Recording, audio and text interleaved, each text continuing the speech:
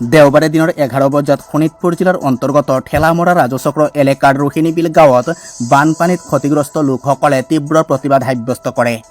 উল্লেখ্য যে বেলখিৰি নৈৰ বাঢ়নি পানীৰ ফলত বানপানীৰ কবলত পৰিছিল ঠেলামৰা ৰাজচক্ৰ এলেকাৰ ৰোহিণীবিল গাঁৱৰ বিস্তীৰ্ণ অঞ্চল। ফলত গাঁওখনৰ প্ৰায় 30টাকৈ পৰিয়ালৰ কম বেছি পৰিমাণে ক্ষতিসাধন হৈছিল। সেয়েহে উক্ত অঞ্চলৰ লোকসকলে ক্ষতিপূৰণ বিচাৰি আজি তীব্ৰ প্ৰতিবাদ সাব্যস্ত কৰে। বানপানী হৈছিল আমাৰ ৰোহিণী বিলত।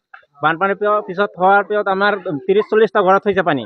এতিয়া আমি কাগজ পত্ৰ জমা দিবলৈ খুজিছিলোঁ। সিহঁতে কৈছে যে কেইটা দুটা ঘৰত পানী উঠিছে, ঘৰ ভাঙিছে, সেইকেইটাত দিছে। আমাৰ ঘৰ মাটি চাটি খান্দি লৈ গুচি গ'ল। সিহঁতলোকে এতিয়ালৈ আমাৰ ছাৰ্ভে কৰা নাই। এইখিনিৰ পৰা আহি কালবাৰৰ ওচৰৰ পৰা আহি ছাৰ্ভে কৰি আৰু সেইখিনিৰ পৰা এটা ছাৰ্ভে কৰা নাই। কিয় কৰা নাই? এই গামবুঢ়া আৰু প্ৰেচিডেণ্ট আহিছিল, প্ৰেচিডেণ্ট আৰু কৈছে সিফালে নাযাওঁ, এইফালে দুটা মানুহ কৰি গুচি গ'ল। সেইকাৰণে প্ৰতিবাদ কৰিছোঁ। আমাৰ কালবাৰৰ পৰা 30-35টা ঘৰ আছে, সেইখিনিৰ পৰা আৰু যোৱাই নাই। আমি প্ৰতিবাদ কৰিছোঁ।